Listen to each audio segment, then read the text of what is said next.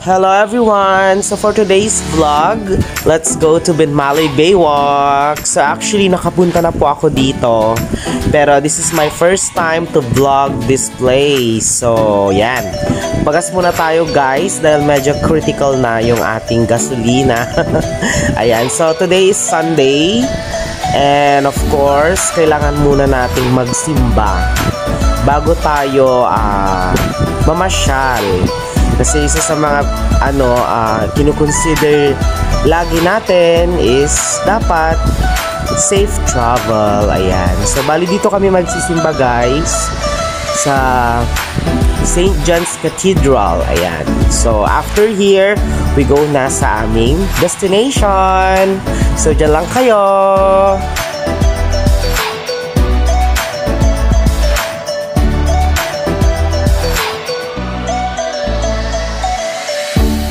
So let me tour you guys here sa St. John's Cathedral. Ayan. So isa sa mga pinagpapapicture namin is ito po. Itong spot na to. Ayan. So bali napakaganda and napaka-welcoming ng ambience dito sa St. John's Cathedral sa Dagupan City po ito. Ayan. So kung makikita nyo po, ayan, napaka-organized po ng parking area nila.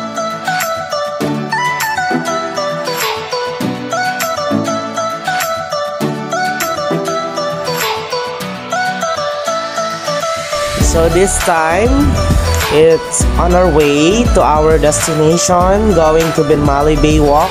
So bali dumaan kami dito sa may Demolition Road. Ayan, kasi medyo konti ang volume ng sasakyan kaysa doon sa city proper. Ayan. So please enjoy watching our video. Kung hindi pa po kayo subscribe, please subscribe sa aming YouTube channel. Thank you.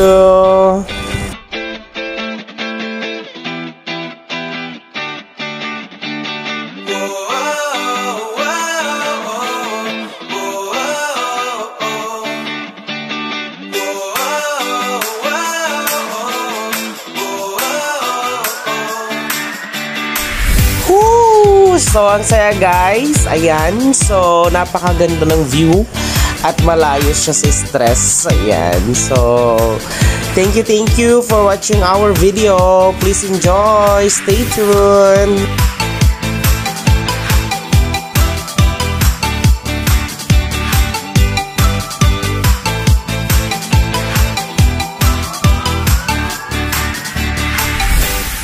So, malapit na kami guys sa Binmaley town.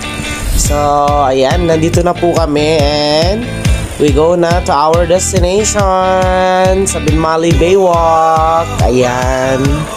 So, medyo malayo-layo din po ito. Nanggaling po kami ng Dagupan City, almost 30 minutes yung travel namin. Nandun na rin yung stop kasi minsan traffic, ganun. So, dyan lang kayo. So, ayan, nandito na tayo guys. Welcome to Binmaley Baywalk. So, we go to right side. So, bali kasi when you reach the Binmaley Baywalk, may way na papuntang left side and then may way papuntang right side. So, when you go here guys, you go to the right side, okay? Kasi nandito lahat ng pwedeng pagkainan. Ayan. So, ayan. Nandito na tayo talaga. For real na talaga ito. So, this is the Binmaley Baywalk. Ayan. So, napaka-peaceful. You know what guys? Pwede din kayo ditong makabili ng fresh na isda. Kasi may mga bangka dito na dumadaong, tapos may mga dala po silang mga huling isda. So pag natatsambahan nyo, so medyo okay yung presyo, mura siya compared sa market value niya. Ayan. So pababa na tayo guys, maghanap tayo ng pwedeng pagkainan. So, bale, yung mga kainan dito guys, banda pa roon. Ayan. So, we choose the place of Sakura Park. So, bali, malinis po yung kanilang benta dito. So, dito po yon. Ayan. So, affordable naman yung mga ano nila dito, barbecue. So, hindi siya lalagpas ng 20 pesos. So, may mga tig 17 pesos. And then, makikita nyo po talaga malinis. And, may video okay rin po dito. Pwedeng kumanta. And then, ang maganda, napaka-hospitable dito ng mga tao. Lalong-lalo na yung nagbibenta po ng barbecue. Ayan. So, bali yan po yung binili namin.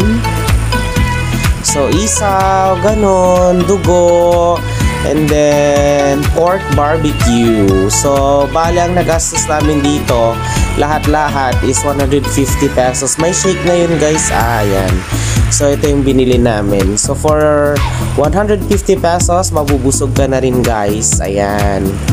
And then, of course, hindi mawawala ang sausawan. So, ayan, kain na muna tayo guys. So, bali ito yung isaw nila. Ito yung shake. Ayan. Mura lang yan guys, yung shake nila. Ito yung dugo nila. So, mura lang yan. Ayan, mura lang din yan guys. Basta hindi po lalagpas ng 20 pesos. May 5 pesos, may 17 pesos. Ayan. And then yung hotdog, may hotdog sila dito guys, 15 pesos. Ayan. So, worth it naman yung stay namin dito. Nabusog kami for 150 pesos. Talagang sulit na rin. And then, may enjoy mo yung food nila dahil napakasarap nung kanilang sausawan. Talagang perfect siya dun sa barbecue. At dito yung pinaka-exciting part. Ayan. So, yung sunset. Actually, yung sunset dito ay napakagandang kuhanan guys. Kasi talagang perfect na perfect. Ayan. So, bala yan. Kung makikita nyo guys, ang dami-daming pumapasyal po dito. Maraming kainan dito guys, hindi lang dun sa Sakura Park. Meron din banda pa po doon. Pero talagang dito kasi maganda yung view. Ayan. So, bali ito na yung pinaka gustong-gusto kong part. Yung pinapanood po namin yung sunset. Ayan. Nakaka-relax at the same time nakaka-refresh. Marirealize mo talaga na ang sarap mabuhay. Ayan. So, dito pauwi na kami. Pero still enjoying the view. Ayan. So, habang pauwi kami, unti-unti na rin nagtatago si Haring Araw. Okay, so maraming salamat po for watching our video. Please mag-subscribe na po kayo para updated po kayo lagi sa aming mga new videos. Maraming salamat. Keep safe.